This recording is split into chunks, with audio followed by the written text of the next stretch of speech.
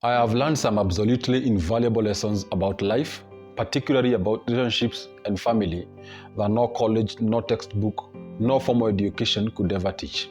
And I'm going to give them to you in just 14 minutes. It's truly unfortunate that the very foundations of our lives, our relationships, and particularly our marriages, often get so little attention, even though they are the foundations of everything else.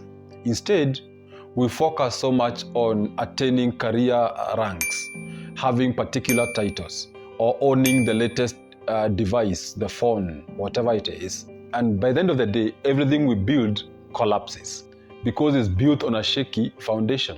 It's just a matter of time. It's not if, it's when. It's not a coincidence then that the divorce rates in our day are high. We need to therefore pause and learn some of the lies that we have learned and start to learn again. I grew up right here in Kenya, raised by an incredible woman in a single parent home. And because of that, I never really saw the daily dance between a husband and a wife. All my early lessons about marriage came from peeking over fences at relatives and neighbors, trying to figure out what was happening behind those walls. It wasn't until I stepped into my own marriage that the real masterclass began. And over the past 8 years, I have had some incredibly profound aha moments. I have seen them play out in my own marriage, in the lives of friends that are close, and in the broader community. This first lesson in particular is something I really wish somebody had the guts to scream to me from the rooftops when I was way younger. It goes against so much of the societal pressure we face. So lesson number 1, being late to marry is better than marrying wrong. This one might sound a bit shocking, especially in Kenya where there is this pressure, this unspoken kind of pressure to tie the knot early. The whole issue of early marriages has not left us really. We see it all the time. People rushing into marriage like they are trying to beat a traffic jam. And the reasons for that are weird. Sometimes they are just way shallow. The metrics that people use to choose a spouse are just mind-boggling. And frankly, quite superficial. We hear it in our conversations and family gatherings, even on social media. It's all over. Oh, I like the body shape. It's perfect for a wife. Like that will not change after a few kids and lots of ugali. The skin tone is just right. Light enough for the family to accept. Or at least, this person is from my tribe and that means we are not going to have many cultural clashes. Seriously? Are these the foundations for a lifelong companionship? Are we picking a partner for life or a fashion accessory? We need to be a bit serious if we want to have serious, desirable outcomes. I've witnessed people enter into unions based on this kind of fleeting external factors, only to find themselves unhappy, discontented, frustrated, and the list goes on and on. And it is simple. Simply because they rushed because their friends were married, or because their parents were asking too many questions. And we married for society, for them, not for us. Because you could not stand that look. You could not stand the idea that your biological clock is ticking. Seriously, a bad marriage is not just a small bump in the road. It can literally delay your entire life faster than a pothole on a dirty road. It impacts your peace of mind, your financial stability, your emotional well-being, your physical health, your spiritual health as well. And you'll be that person always looking tired, always complaining about life, instead of living it.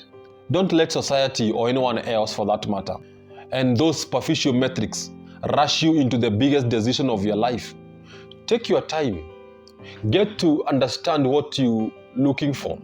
Get to know who you are, what you value, what your non-negotiables are, what kind of a partner truly complements who you are. Look for character, look for values, look for respect, a shared vision for the future, and how they handle conflict, how they treat others when no one is watching. These things are important. You may not see them now, but you will in time. These are things that will sustain you through decades, not skin tone or tribe. Trust me, the wait is absolutely worth it. It's better to be alone and happy, enjoying your singlehood and peace and quiet times than being in a miserable marriage, wishing you could just disappear for a week. That gets us to point number 2, or lesson number 2. We don't build a second or a third family. We become the first family. This understanding was a massive mental shift for me, and is a total game changer. It's something that many people, especially those of us from close-knit backgrounds, struggle to understand. We tend to feel that we are introducing our spouses into our families and we are being introduced into theirs. And therefore we are simply an extension of theirs and an extension of ours. Think about it. Before marriage, your primary allegiance might have been to your siblings, to your parents, to your extended family, your cousins and so forth. And that's natural. We respect our elders, we support our blood, but once you say I do, you and your spouse become the new starting point. You set the tone, therefore, the values, the traditions, everything for your children. Your decisions now, as a couple, now take a precedence over loyalties to your siblings and to your parents. And you got to let that sink in. And you got to believe that so that you can see it coming to manifest. And that takes us to issue or lesson number 3. My wife is not my mother or my nanny. I have therefore to do the chores.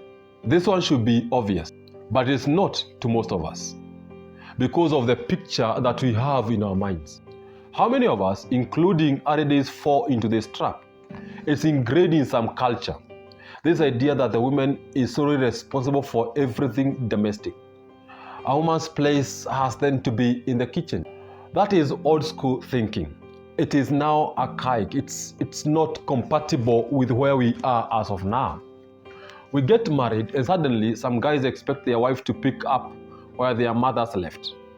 Cooking every meal, doing the laundry, cleaning the house, teaching the kids, managing everything.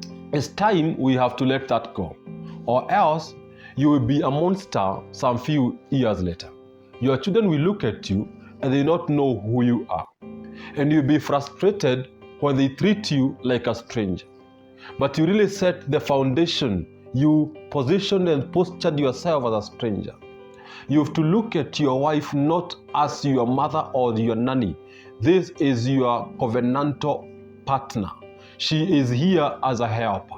She's not here to do the chores, the responsibilities, the parenting duties where you are just doing nothing literally. Full stop. If I see something that needs to be done, then I get to do it. It does not matter what it is, whether it's the dishes or the laundry, period. I don't wait to be asked. I don't expect a round of applause or a medal from the president for doing what I should be doing. This is not just about fairness. It's about mutual respect.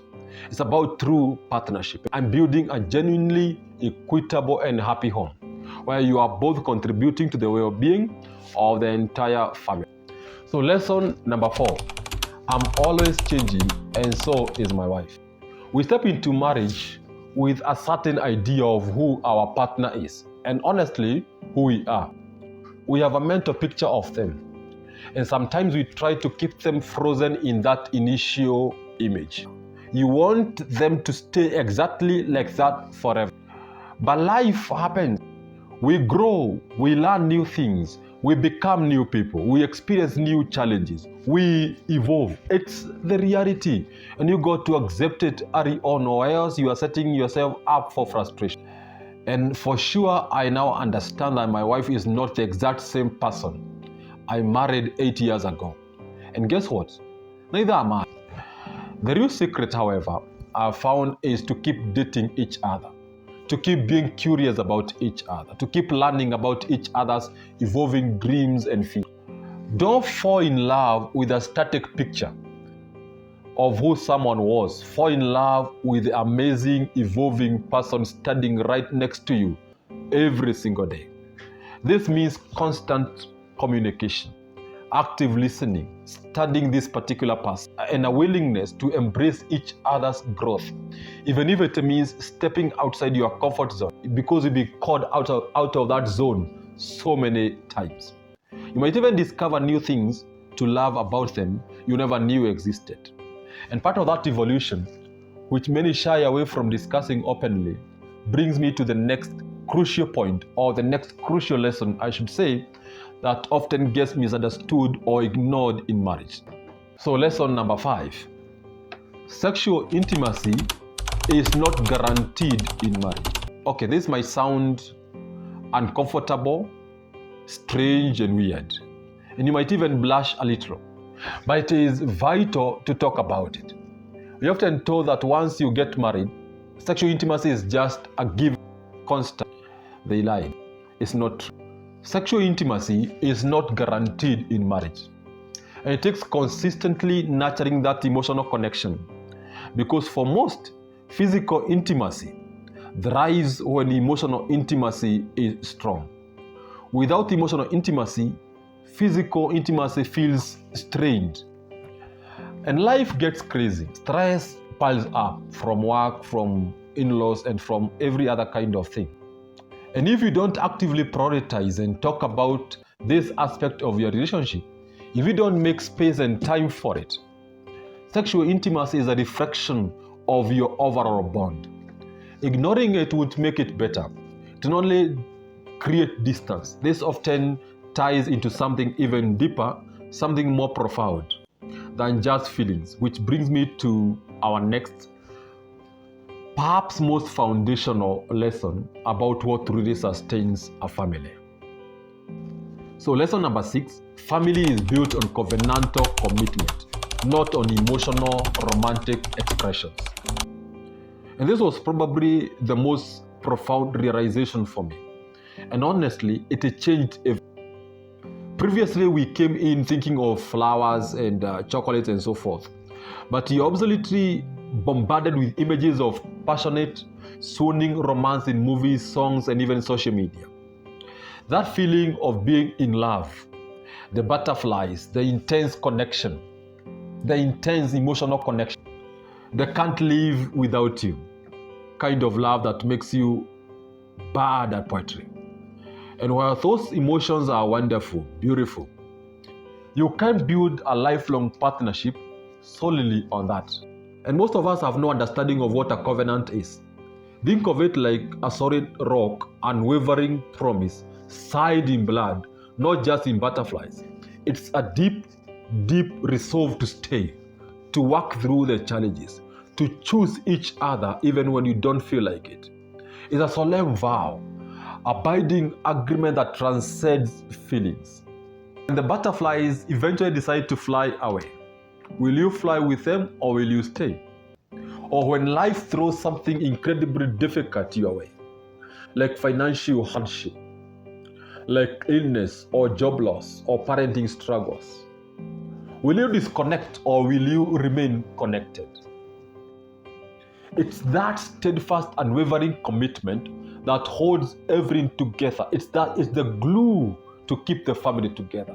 It's choosing to love, even on the absolute toughest days when you are tired, frustrated, or simply not feeling like it. So lesson number 7 for me, if divorce is an option from the beginning, it will materialize in time. This is a really hard truth. From day one, you can tell if that marriage is destined to last or not. If divorce is an option from the beginning, it will materialize with time. It's a seed that is growing in our hearts. It will materialize when watering takes place. So you have to decide from early on, I am in A to the end. I have no way out. Once my foot is in, then I'm in. When challenges inevitably pop up, because they will, decide early on, I will stay no matter what. Lesson number 8. My wife is more important to me than my mother and my children. Your spouse is your co-pilot, your partner in establishing a new lineage, a new home, a new legacy that will outlast your active parenting years.